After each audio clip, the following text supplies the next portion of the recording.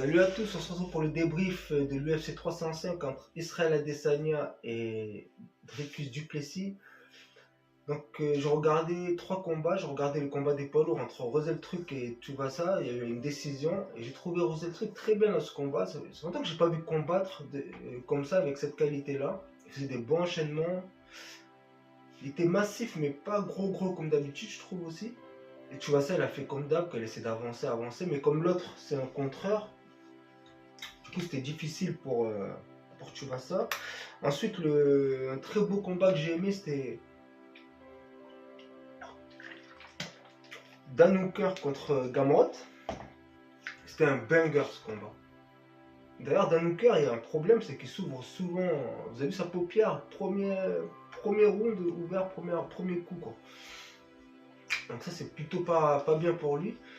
Sinon, c'est Dan Hooker a gagné. Pour moi, oui. Moi, j'aurais donné gagnant Dan Hooker parce que dans le sens où il a fait vraiment des dégâts. L'autre, il essaie de lutter. Malgré que ses coups faisaient mal à Gamrot aussi, parce qu'on sait qu'il a les points qui sont lourds. Mais j'aurais donné Dan Hooker gagnant aussi à la fin. Par l'engagement, et surtout à la fin des rounds, c'est Dan Hooker qui était au-dessus. C'est ça que les juges. C'est ça qu'ils jugent aussi les juges. C'est-à-dire à la fin, Dan Hooker il rentre sur Gamrot. C'était un très beau combat entre Gamrot et Dan Hooker. J'ai bien aimé le combat entre le Brésilien, Pratt, et le Chinois. Pratt l'a mis KO, mais attention à ce Brésilien, il va rentrer top 15 des welterweights, c'est la catégorie de Kamaru Usman, Belal Mohamed et Léon Edwards. Donc attention à ce Brésilien là qui rentre. Et on va passer au main event entre Israël Adesanya et Dricus du Plessis. Je ne voyais pas comment Adesanya pouvait battre du Plessis. Le seul espoir qu'il y avait, ça a marché durant les 4 rounds.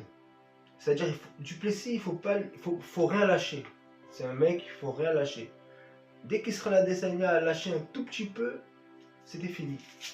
C'est ça qui s'est passé. Déjà, au deuxième round, il est passé pas loin d'une soumission. Il a réussi à se relever.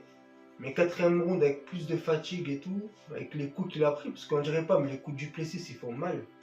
Et Adesanya, il titube. Adesanya, on voit, il dit qu'il a glissé, mais on voit qu'il titube quand même. Donc tout ça, il se fait chasser en plus. Et l'autre, il s'arrête pas, il t'envoie 6-7 coups d'affilée. Et c'est ça que Adesanya a pris. Il a laissé un petit espace, et l'autre, il s'est engouffré dedans, et ça n'a pas loupé. Prise de dos, soumission, et c'est fini, on n'en parle plus. Le tour du secondaire, il a travaillé sur ça, il a dit il faut que je sois rapide pour Adesanya. Comme Adesanya est rapide à se relever de la lutte, donc lui il voulait soumettre en 10 secondes, il fallait que tout soit fait. C'est ça qui s'est passé, c'est-à-dire prise de dos, soumission en 10 secondes. Donc voilà, donc Adesanya c'est le mindset après qui joue, c'est la tête. C'est la tête, l'autre on sait qu'il fatigue pas. Donc dans ta tête, quand tu combats ce mec, faut oublier la fatigue. Tu oublies. Même s'il est fatigué, c'est pas qu'il fatigue pas, c'est que même dans le mal, il est dur. Donc tu oublies qu'il a mal.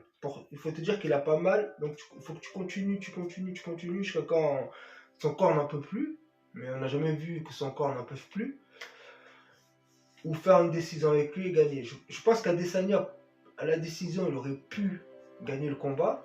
Parce que je pense qu'il y a le premier round, le deuxième c'est Dricus, le troisième c'est Adesanya, et le quatrième, il commençait bien pour Adesanya. Je pense qu'à la décision, Adesanya aurait pu prendre ce combat, mais c'est trop dangereux d'aller à la décision avec Dricus.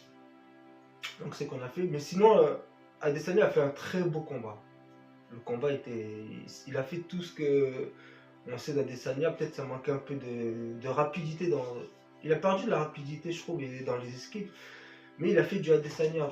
Mais après, il s'est jamais retrouvé contre ce genre de mecs, des contreurs, des mecs qui arrêtent pas de. Là, il est tombé sur 2 bourbiers, quoi. Entre Strickland et lui, c'est 2 bourbiers. Du coup, victoire méritée de du Plessis, qui risque d'affronter Strickland. Et la suite pour Adesanya, c'est peut-être Nassourdine. Et Nassourdine qui peut battre Adesanya. Parce que Nassourdine, en termes de puissance, il a rien envie à Adesanya, il a un bon striking, une bonne boxe en plus, ce qui gêne Adesanya, il faut pas oublier qu'il vient du kickboxing.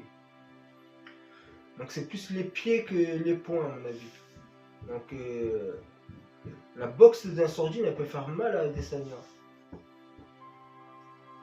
Tchuss, à une prochaine vidéo.